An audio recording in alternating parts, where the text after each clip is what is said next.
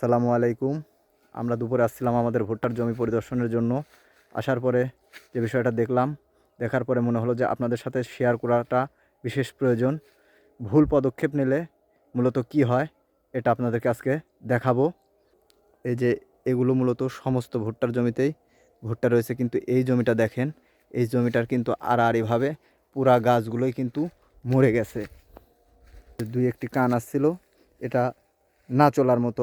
এই যে দেখতে পাচ্ছেন, আশপাশের জমিগুলোতে ভুট্টা থাকলেও এই জমিটার কিন্তু বেহাল দশা। এটা মূলত ভুল পদক্ষেপ নেওয়ার কারণেই হয়েছে।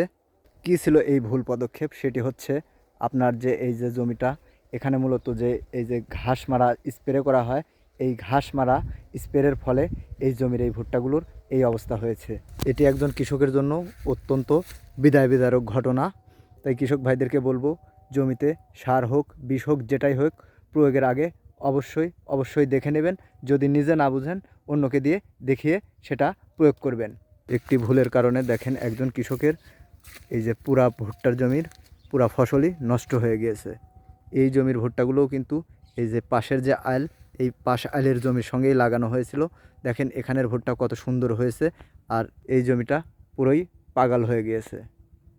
এটি একটি বিশাল কষ্টদায়ক ব্যাপার।